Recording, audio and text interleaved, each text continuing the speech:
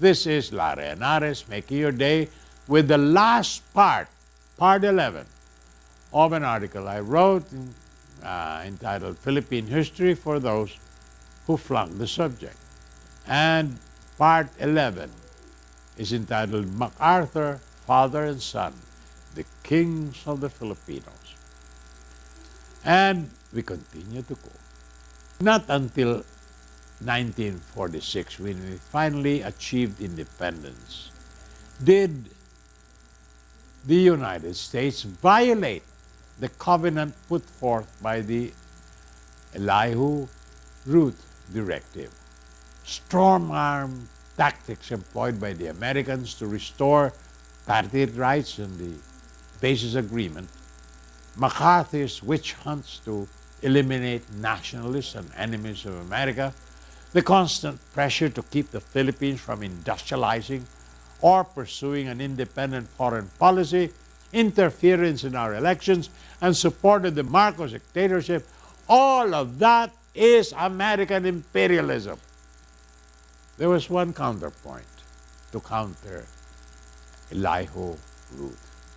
General Arthur MacArthur, the father of Douglas, alias Dugout Dog. Arthur thirsted for military glory and achieved it in several battles.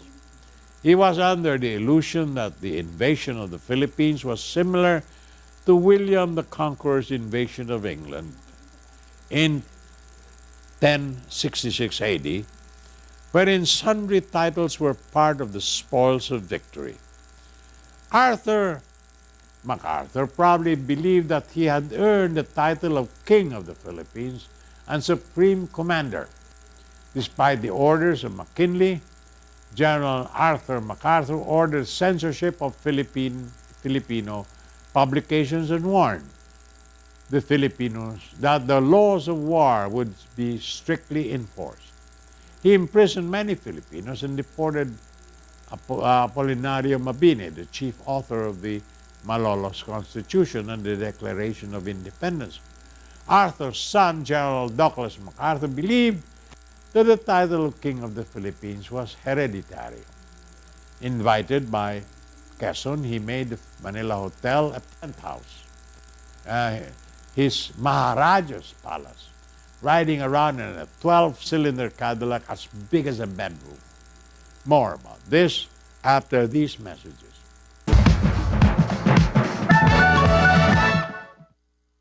This is Lara Henares making your day with the 11th and last part of an article I wrote entitled Philippine History for Those Who Flunked the Subject. Entitled, the part 11 entitled MacArthur, Father and Son, Kings of the Filipinos. I continue to quote.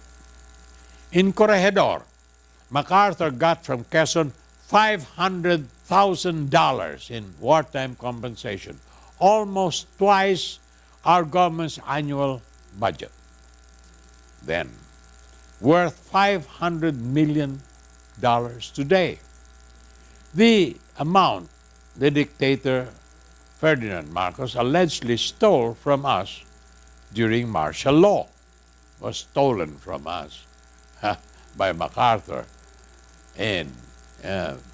during the war. Instead of going as planned from Leyte to Taiwan, he insisted on the invasion of Luzon to redeem his personal pledge. I shall return at the cost of 1 million dead Filipinos in the Battle of Manila. Dugout Dog, as he is called by his troops, after the war ordered Senator Tidings to leave the Philippines within 48 hours. The senator who authored the Tidings-McDuffie bill giving us our independence surprisingly obeyed him.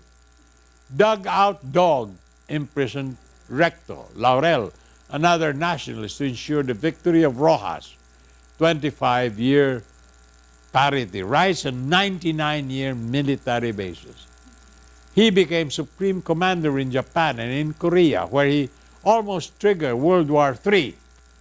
He was fired by President Harry Truman and melodramatically declared before a joint session of Congress, the old soldiers never die. They just dry up and blow away.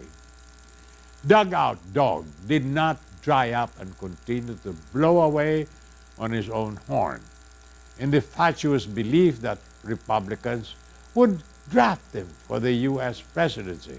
Instead, they drafted his former subordinate, Ike Eisenhower. Best aide I ever had, Dog said facetiously. Ike answered, MacArthur, I studied dramatics under him for 3 years in the Philippines. Dugout Dog was a great general and in a parochial sense a great American.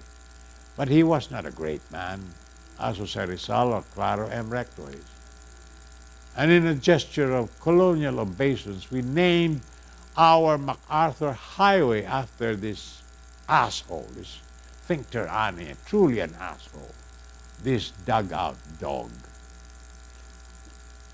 This is Larry Henares, making your day, saying good day, God bless you. Thank you very much for being with us. Till next time, hasta la bye-bye.